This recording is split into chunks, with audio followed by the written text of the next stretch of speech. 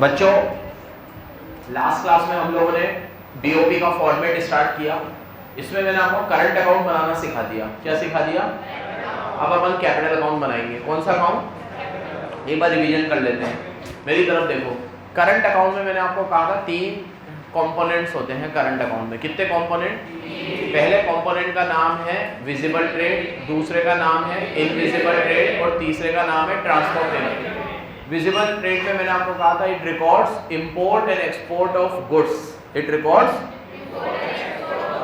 Invisible trade में मैंने आपको कहा था it record import and export of services.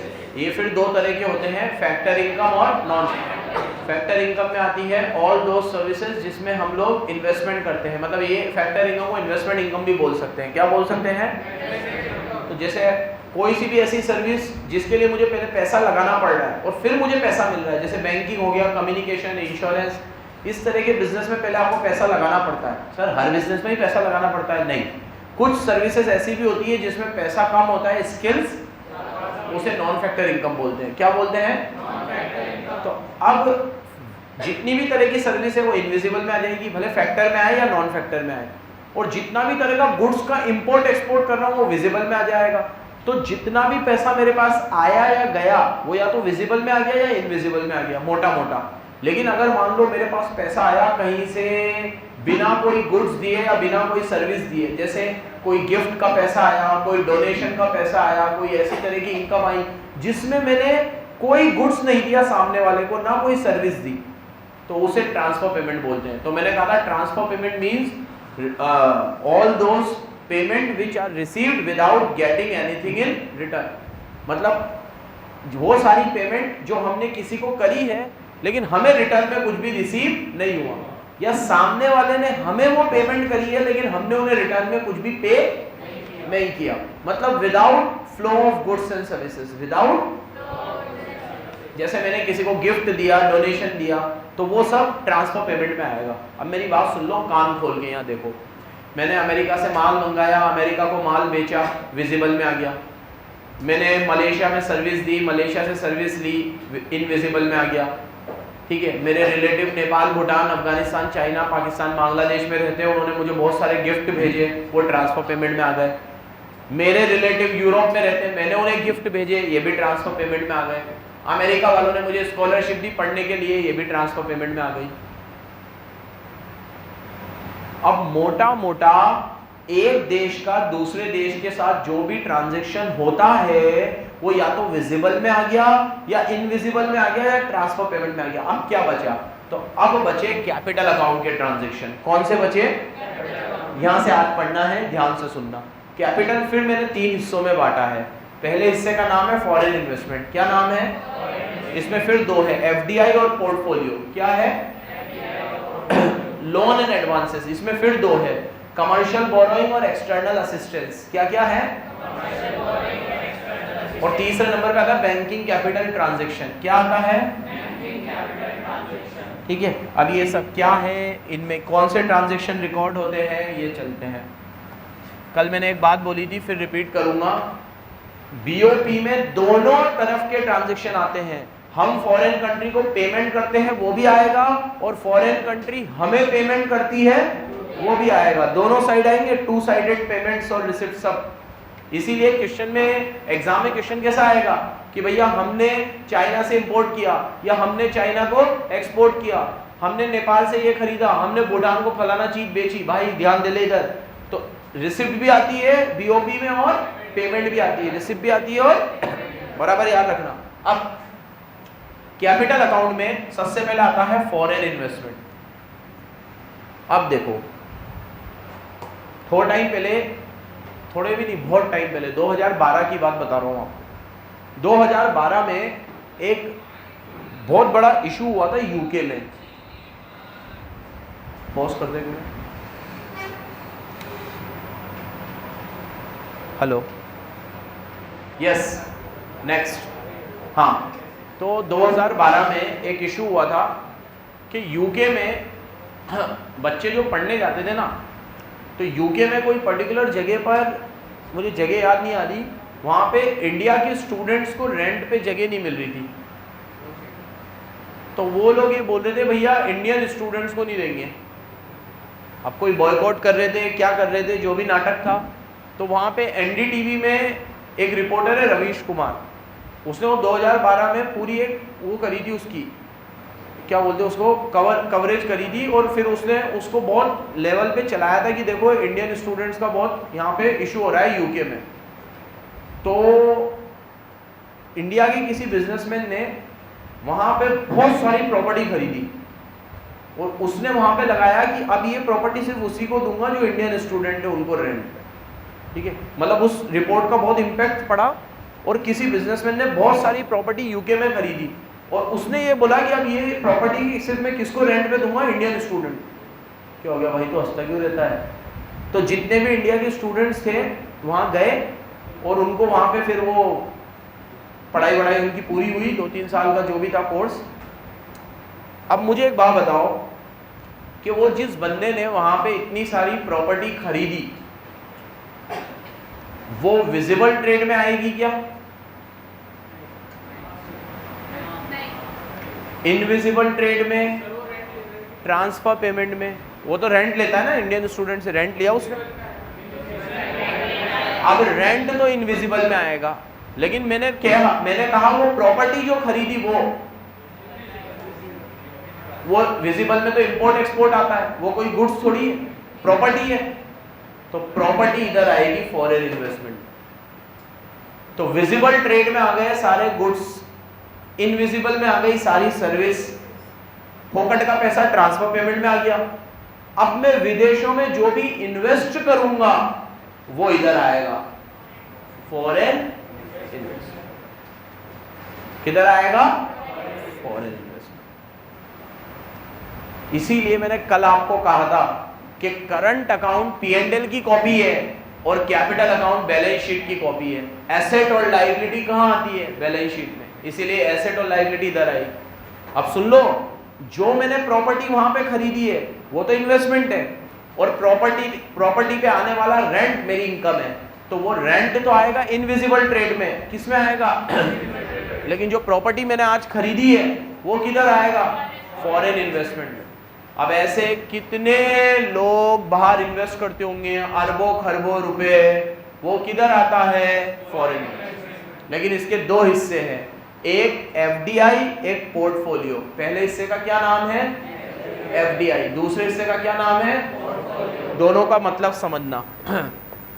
FDI में मैं ऐसी एसेट खरीदता हूं जो मुझे उस एसेट पे कंट्रोल भी दे देता है। क्या दे देता है? पोर्टफोलियो का मतलब होता है ऐसी एसेट खरीदना जो आपकी हो जाएगी लेकिन उसका कंट्रोल आपको नहीं मिलेगा। क्या आपको नहीं मिलेगा? सर ऐसी कौन सी एसेट होती है? जैसे मैंने वहां पे बिल्डिंग खरीदी, तो बिल्डिंग भी मेरी है, कंट्रोल भी मेरा है। ये एग्जांपल मैंने तुम्हें क्यों दिया कि उसने क्या बोला कि अब मैं इसमें सिर्फ इंडिया के स्टूडेंट्स को रेंट पे दूंगा और किसी को नहीं दूंगा। तो यूके की सरकार कुछ बोल सकती है? कुछ नहीं बोल सकती, क्योंकि यूके की जो सरकार है, यूके का जो कानून है, वो उनको कोई भी प्रॉपर्टी देने का अधिकार देता है कि आप कोई भी प्रॉपर्टी यूके में खरीद सकते हो। अब मैं पॉज कर दो इसको बेटा, इसमें एक सेल डलवा ला। हाँ भाई, तो क्या बोल रहा था मैं तुम लोगों को? हाँ, अब वो यूके में उसने प्रॉपर्टी खरीदी और वो कह रहा है कि मैं यहाँ पे सिर्फ रेंट पे इंडिया के स्टूडेंट को दूंगा, तो कोई कुछ उखाड़ सकता है उसका? नहीं ना। यूके का कानून इजाजत देता है कि आप जो प्रॉपर्टी खरीदनी हो करो, कंट्रोल भी आपका होगा, कंट्रोल है उसका। तो कोई भी ऐसी एसेट आप बाहर खरीदते हो जिसपे 100% कंट्रोल भी आपका है, वो FDI में आएगी, फॉरेन डायरेक्ट इन्वेस्टमेंट। किस में आएगी? और आप विदेशों में कोई भी ऐसी प्रॉपर्टी खरीदते हो जिसपे 100% कंट्रोल आपका नहीं होगा, प्रॉपर्टी आपकी हो जाएगी, उसे पोर्टफोलियो इन्वेस्टमेंट बोलते हैं। जैसे इसके एग्जांपल्स हो गए शेयर्स एंड डिबेंचर्स। क्या हो गए? आप विदेश की किसी भी कंपनी में शेयर्स खरीदोगे तो वो शेयर्स तो आपके हो जाएंगे, उस पर डिविडेंड वगैरह तो मिलेगा आपको, लेकिन उस शेयर्स पे 100% कंट्रोल नहीं मिलेगा। अब अगर वो शेयर्स लेने के साथ आप उसकी मीटिंग अटेंड करने जाओ, बार बार पॉसिबल है क्या? वोटिंग राइट पॉसिबल है क्या? अब इंडिया की किसी कंपनी में शेयर खरीदूं तो मीटिंग भी अटेंड करूं, वोट भी डालूं, अधिकार भी रहेगा। लेकिन बाहर की किसी कंपनी के शेयर खरीदते हो तो वोटिंग राइट्स नहीं मिलते आपको सिर्फ उन शेयर पे डिविडेंड मिलेगा। क्या मिलेगा? जैसे आज अगर मैंने 1 करोड़ रुपए बाहर किसी कंपनी में इन्वेस्ट किए तो 1 करोड़ के ऊपर कंपनी 10% डिविडेंड देती है तो 10 लाख रुपए मुझे मिल जाएंगे, तो मुझे मेरा पैसा आता रहेगा और वो 1 करोड़ के शेयर बेचकर मैं कभी भी 1 करोड़ में कन्वर्ट भी कर सकता हूँ, पैसों में मेरा नुकसान नहीं होगा, लेकिन कंट्रोल मुझे नहीं मिलेगा। तो भारत में रहने वाले जितने भी लोग विदेशों में निवेश करते हैं और ऐसा निवेश, सीधा बेट एकदम, ऐसा निवेश करते हैं कि 100% कंट्रोल भी आपको मिल जाएगा तो उसे एफडीआई बोलते हैं, फॉरेन डायरेक्ट इन्वेस्टमेंट। और आप ऐसा निवेश करते हो जिसमें 100% कंट्रोल आपको नहीं मिलेगा, उसे पोर्टफोलियो इन्वेस्टमेंट बोलते हैं। क्या बोलते हैं? अब मैं तुम्हें फिर से आज 5वीं बार रिपीट करूंगा, मैं जो पैसा वहां लगाऊंगा वो भी आएगा और बाहर वाले लोग इंडिया में आके लगाएंगे वो भी आएगा, क्योंकि बीओपी रिकॉर्ड रिसिप्ट्स, भूलना मत। तो मेरे मुंह से कभी ये निकले ना कि मैंने बाहर पैसा लगाया तो समझ जाना बाहर वाले यहां लगाएंगे वो भी एफडीआई में ही आएगा। तो अगर मैं कोई ऐसी जगह पे पैसा लगाऊं जहां मुझे 100% कंट्रोल मिल रहा है, या बाहर वाले यहां पैसा लगाए 100% कंट्रोल मिल रहा है, एफडीआई। मैं बाहर पैसा लगाऊं 100% कंट्रोल नहीं मिल रहा, बाहर वाले यहां पैसा लगाए 100% कंट्रोल नहीं मिल रहा, पोर्टफोलियो। तो अब मेरे साथ रिपीट करो, FDI records sale and purchase of asset by resident in the rest of the world और by resident of another country in India which gives 100% control over the asset। पूरा cover हो गया। FDI में वो सारा investment आता है जो हम बाहर करते हैं या बाहर वाले यहां करते हैं, लेकिन उसमें आपको एसेट के साथ 100% कंट्रोल भी मिलता है। तो इसके एग्जांपल हो गए लैंड, बिल्डिंग, बाहर आपने कोई फैक्ट्री खरीदी, बाहर आपने कोई मशीनें डाली, बाहर आपने कोई बैंक खोला, बस शेयर नहीं, वो सारी चीजें आपको 100% कंट्रोल देगी। वो किस में आएगा? एफडीआई। लेकिन अगर आप बाहर शेयर्स वगैरह खरीदते हो तो वो 100% कंट्रोल नहीं देगी, तो वो किस में आएगा? पोर्टफोलियो में। पढ़ लो एक बार एफडीआई और पोर्टफोलियो दोनों नोट्स में से। करंट अकाउंट मैंने कल रीड करा दिया था, पूरा कैपिटल अकाउंट में दे रखा होगा, जल्दी पढ़ो जल्दी।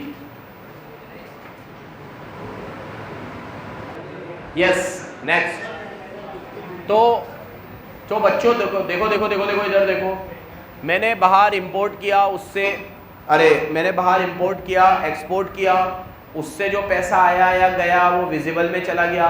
सर्विस का पैसा, अरे यार गुरदीप तुम दोनों कितनी बात करते हो, कल से तुम साथ में नहीं बैठोगे। 40-45 मिनट की क्लास होती है, घर पे पढ़ते हो नहीं, यहाँ पे तो ढंग से पढ़ो।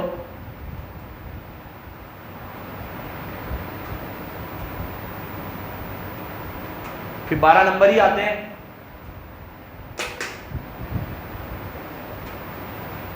मैं यहां से कोई भी चीज बाहर इंपोर्ट एक्सपोर्ट करूंगा, वो विजिबल ट्रेड में आ गया। मैं बाहर कोई भी सर्विस दूंगा, सर्विस लूंगा, वो इनविजिबल में आ गया। बाहर से फोकट का पैसा आएगा, ट्रांसफर पेमेंट में आ गया। अगर मैं बाहर कोई लैंड खरीदूंगा, बिल्डिंग खरीदूंगा, एफडीआई में आ गया। मैं बाहर कोई शेयर्स खरीदूंगा, डिवेंचर खरीदूंगा, पोर्टफोलियो में आ गया। अब सर ऑलमोस्ट हम एक दूसरी फॉरेन कंट्री के साथ जितने भी मैक्सिमम ट्रांजैक्शन करते हैं वो किसी ना किसी हेड में आ गए। अब क्या बचा? अब बचे लोन। हमें पैसों की जरूरत पड़ी, हमने यूनाइटेड स्टेट ऑफ अमेरिका से लोन लिया। नेपाल को पैसे की जरूरत पड़ी, उन्होंने इंडिया से लोन लिया।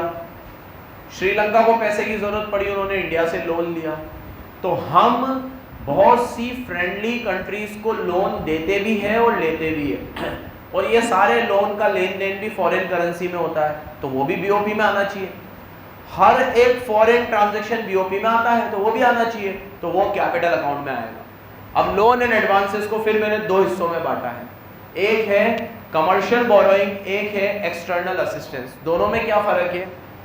अगर मैं बाहर की कंट्री से मार्केट रेट पे लोन लूंगा तो कमर्शियल बोरोइंग। और अगर मैं बाहर की कंट्री से कंसेशनल रेट पे लोन लूंगा, एकदम कंसेशनल रेट पे, तो वो एक्सटर्नल असिस्टेंस, इसका नाम ही एक्सटर्नल असिस्टेंस है। असिस्ट मतलब किसी की मदद करना। अभी बांग्लादेश को पैसे की जरूरत पड़ी, श्रीलंका को पैसे की जरूरत पड़ी, इंडिया ने उसे 2% पे लोन दे दिया। 2% समझते हो? 2% पर ईयर बोल रहा हूँ, पर एनम। मतलब अगर मैंने 1 करोड़ का लोन दिया तो 1 करोड़ के ऊपर मान लो 2 लाख रुपए का ब्याज लिया। कितना सस्ता है, क्योंकि उनकी मदद करने के लिए दिया हमने, उनकी इकोनॉमी की हालत खराब थी। ऐसे इंडिया की भी जब 91 में हालत खराब थी तो हमें भी दूसरी फॉरेन कंट्रीज ने मदद करी थी। तो वो एक्सटर्नल असिस्टेंस। तो कोई भी ऐसा लोन लिया जाता है या दिया जाता है कंसेशनल रेट पे, तो वो यहाँ रिकॉर्ड होता है। और कोई भी ऐसा लोन जो कमर्शियल रेट पे दिया जाता है तो वो यहाँ रिकॉर्ड होता है। इसका नाम है कमर्शियल बोरोइंग, इसका नाम है एक्सटर्नल असिस्टेंस। चलो भाई साहब, अभी अगर मैं बाहर इन्वेस्ट करता हूं तो वो सब इधर आ गया, लोन लेता हूं वो सब इधर आ गया, इंपोर्ट एक्सपोर्ट करंट अकाउंट में आ गया। अब क्या बचा? अब तो सब हो गए। गिफ्ट वगैरह भी रिकॉर्ड कर लिया, स्कॉलरशिप डोनेशन भी रिकॉर्ड कर ली। मतलब एक कंट्री दूसरी कंट्री के साथ जितने भी ट्रांजैक्शन कर सकती है ऑलमोस्ट सब रिकॉर्ड हो गए। अब क्या बचा भाई? अब बचा लास्ट में ये, हमारे यहाँ से बहुत सारे लोग एनआरआई बाहर कमाने जाते हैं। मेरा खुद का भाई बाहर है तो वो मुझे पैसे भेजता है। अब वो जब मुझे पैसे भेजता है मेरा भाई, तो वो भी तो कहीं रिकॉर्ड होने चाहिए, क्योंकि वो वहाँ से, मेरा भाई दुबई है तो दुबई में चलता है दिरहम, तो मुझे दिरहम भेजता है। लेकिन दिरहम इंडिया में नहीं चलते, तो वो दिरहम भेजता है और वो रुपये में कन्वर्ट होके मुझे मिल जाते हैं। फ्री का पैसा थोड़ी है, गिफ्ट थोड़ी है भाई, कमाया है उसने। क्या बात कर रहा है? नहीं, एनआरआई अकाउंट अलग खुलता है, वो गिफ्ट नहीं है। गिफ्ट तो वंस इन अ वाइल होता है, वो तो हर महीने भेजता है मुझे पैसे, तो उसको यहाँ रिकॉर्ड करेंगे बैंकिंग कैपिटल ट्रांजैक्शन। सुनो, अब बैंकिंग कैपिटल ट्रांजैक्शन में 2 चीजें आती है। एक तो एनआरआई जो पैसे भेजते हैं, जैसे मेरा भाई एनआरआई है वो पैसे भेजता है, और दूसरा एक बैंक के दूसरे बैंक के साथ जो ट्रांजैक्शन होते हैं, जैसे state bank of India state bank of New York से कोई ट्रांजैक्शन कर रहा है ना, state bank of India state bank of China के साथ कोई ट्रांजैक्शन कर रहा है, सब में स्टेट बैंक होंगे ही सही, ठीक है, सबका एक सेंट्रल बैंक होता है। तो ऐसे बैंकों के आपस में जो टिकड़म चलती रहती है वो कहाँ रिकॉर्ड होती है? इधर। तो बैंकिंग कैपिटल ट्रांजैक्शन में 2 चीजें आती है, एक तो बैंकों के आपस के ट्रांजैक्शन, एक एनआरआई के ट्रांजैक्शन। और एक बात सुनो, डॉलर का रेट ऊपर नीचे होता रहता है ना। अभी डॉलर का रेट 82 से 85 हो गया मान लो, तो 3 रुपए का जो एक्सचेंज डिफरेंस आया, तो वो 3 रुपए हमें आगे, अभी जैसे सपोज करो कि हमने अमेरिका से डॉलर ले रखा है उधार में, और डॉलर का रेट 82 था, और आज जब चुकाने का समय है 85 हो गया। अब हम मान लो चुका नहीं सके, तो 3 रुपए का जो एक्सचेंज डिफरेंस है वो तो हमें हाथों हाथ ट्रांसफर करना पड़ेगा उन्हें, क्योंकि डॉलर का रेट आज बढ़ ही गया, ठीक है। तो ये ट्रांजैक्शन बहुत सारे होते हैं, अब ये डिटेल में अभी नहीं समझा सका, तुम्हारा लेवल नहीं है, लेकिन अभी इतना ध्यान रखना कि एक बैंक के दूसरे बैंक के साथ जो ट्रांजैक्शन होते हैं और एनआरआई जो यहाँ पैसे भेजता है, वो सब कहाँ रिकॉर्ड होते हैं? Banking capital transaction. अब ये बीओपी समाप्त हुआ, जो आना था या तो करंट अकाउंट में आ गया, या फिर अब क्वेश्चन कैसा आएगा, हमारा मतलब तो क्वेश्चन से है, वो तुम्हें बोलेगा सुनो इधर, वो तुम्हें बोलेगा अमिताभ बच्चन ने दुबई में एक बहुत बड़ा विला खरीदा, किधर आएगा? एफडीआई में, फॉरेन पूरा लिखोगे, लेकिन बीओपी के कैपिटल अकाउंट में क्या लिखोगे? और कैपिटल अकाउंट में भी फॉरेन इन्वेस्टमेंट में, फॉरेन इन्वेस्टमेंट में भी एफडीआई में। और विला खरीदने से पैसा आता है जाता है? पेमेंट हुई रिसिप्ट हुई? समझ में आ गया ना तुम लोगों को बराबर? ठीक है। शाहरुख खान ने तो पता नहीं कहीं पे कोई आइलैंड ही खरीद रखा है, तो वो भी किधर आएगा? एफडीआई में आएगा। ऐसे ही आईपीएल खेलने जितने भी खिलाड़ी आते हैं ना, इनमें से जैसे एबी डिविलियर्स ने, मैंने सुना है बहुत बड़ा विला खरीद रखा है गोवा में, बेंगलोर में भी, तो इन लोगों ने भी यहाँ पे इन्वेस्ट कर रखा है, तो वो भी किधर आएगा? एफडीआई। भारत सरकार ने यूरोपियन गवर्नमेंट से, यूरोपियन यूनियन से लोन लिया, किधर आएगा? Loan and advances. Loan market rate पे लिया है, कंसेशनल रेट पे लिया है। क्लियर हो गया ना अब? ठीक है, हमने कपड़े खरीदे, कपड़े खरीदे हमने, कपड़े बेचने के लिए, विजिबल ट्रेड कहाँ आएगा? बेचने के लिए बोला ना मैंने, कहाँ आएगा? Visible trade. हमने बैंकॉक में कुछ सर्विसेज दी, कहाँ आएगा? रिसिप्ट पेमेंट, रिसिप्ट हमने दी है सर्विस तो क्या आएगी? तो क्या? किसको? तेरे को?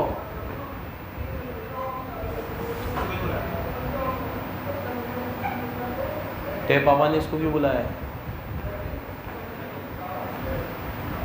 तो इस तरीके से रिसिप्ट्स और पेमेंट को रिकॉर्ड किया जाता है। कहाँ? बैलेंस ऑफ पेमेंट में। ये तुम्हें करंट अकाउंट भी पूरा पढ़ा दिया और कैपिटल। करंट अकाउंट में विजिबल, इनविजिबल और ट्रांसफर पेमेंट। कैपिटल अकाउंट में foreign investment, loan and advances और बैंकिंग कैपिटल ट्रांसफर। फॉरेन में दो होते हैं, एफडीआई और पोर्टफोलियो। लोन एंड एडवांसेस में दो होते हैं, कमर्शियल बोरोइंग, एक्सटर्नल असिस्टेंस। ठीक है मेरे प्यारे बच्चों, रीड कर लो एक बार।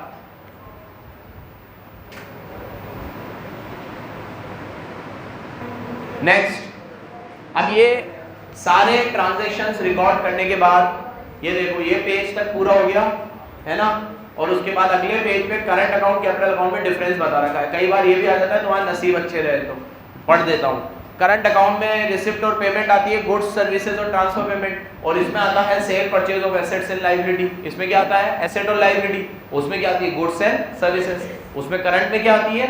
Goods and services. और इसमें क्या आती है? एसेट और लायबिलिटी। सेकंड, ये सबसे इंपॉर्टेंट चीज है, सुनना थोड़ा टेक्निकल है। करंट अकाउंट हमेशा आपके लेवल ऑफ इनकम को अफेक्ट करता है। किसको अफेक्ट करता है?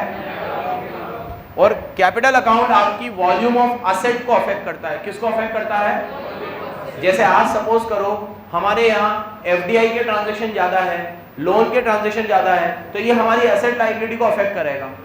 लेकिन हमारे यहाँ कोई विदेशों में इन्वेस्ट नहीं करता, विदेश से कोई यहाँ इन्वेस्ट नहीं करता, हम सिर्फ इंपोर्ट एक्सपोर्ट करते हैं, तो वो हमारी इनकम को अफेक्ट करेगा। किसको अफेक्ट करेगा?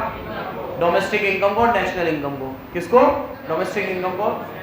तो अगर आज सपोज करो हमारे देश में सिर्फ इंपोर्ट एक्सपोर्ट होता है, हम विदेशों में ज्यादा इन्वेस्ट नहीं करते, पहले यही होता था। अभी आईफोन को क्या चाहिए था कि वो खूब सारा माल अमेरिका में बनाए और इंडिया में आके आईफोन बेच दे। मतलब इंडिया एज अ कंज्यूमर सबको चाहिए, इंडिया एज अ प्रोड्यूसर किसी को नहीं चाहिए। समझे इस लाइन का मतलब? हमारे यहाँ पॉपुलेशन ज्यादा है तो तुम्हारी माल बेच बेच के मजे तो सबको लेने हैं, ठीक है। इंडिया की पॉपुलेशन है तो हमें कंज्यूमर तो सबको बनाना है। और जब हम ये कहते हैं कि वही चीज यहाँ आके बनाओ, इन्वेस्ट यहाँ करो, मशीनें यहाँ डालो, फैक्ट्री डालो, तो वो नहीं डालनी है ना। बनाने के लिए वियतनाम जाना है, तुम्हें चाइना जाना है, वहीं तो बनती है सब, और बन बन के डंप होने के लिए साला यहाँ आ जाता है। तो सरकार अगर इसके ऊपर सख्ती करे ना तो ये सारी कंपनियों की बैंड बज जाए, ठीक है। इंडिया एकमात्र ऐसा देश है पूरे वर्ल्ड में जो पूरी वर्ल्ड इकोनॉमी को झुकाने की ताकत रखता है, क्योंकि 140 करोड़ की पॉपुलेशन हमारी लायबिलिटी नहीं है, एसेट है, ठीक है। अमेरिका के पास सबसे ज्यादा आईफोन हमारे यहाँ बिकते हैं, तो उसकी कंपनी को एक झटके में नीचे लाने की औकात हम रखते हैं। अगर हम एक स्ट्रिक्ट इंटरनेशनल ट्रेड की पॉलिसी ये बना ले कि नहीं हम इंपोर्ट एक्सपोर्ट नहीं अलाउ करेंगे, तुम वहां से यहाँ इंपोर्ट क्यों करके लाते हो, यहाँ बनाओ ना माल, फैक्ट्रियाँ डालो यहाँ पर, ठीक है, मैन्युफैक्चरिंग हब बनाओ इसे, ठीक है। तो इसीलिए ये वाला पार्ट है ना, ये कंट्री की एसेट को बताएगा और वो वाला पार्ट कंट्री की इनकम को बताएगा। लोग कई बार एसेट से ज्यादा तवज्जो इनकम को दे लेते हैं। ठीक है ना, चाइना यहाँ आके नहीं बना रहा, हम चाइना जाते हैं इंपोर्ट करके ले आएंगे, उसमें चलते अपन, उससे 4 पैसे कमा लेंगे, तो हम इनकम का सोचते हैं। तो current account transaction affect our income, but capital account transaction affect our assets.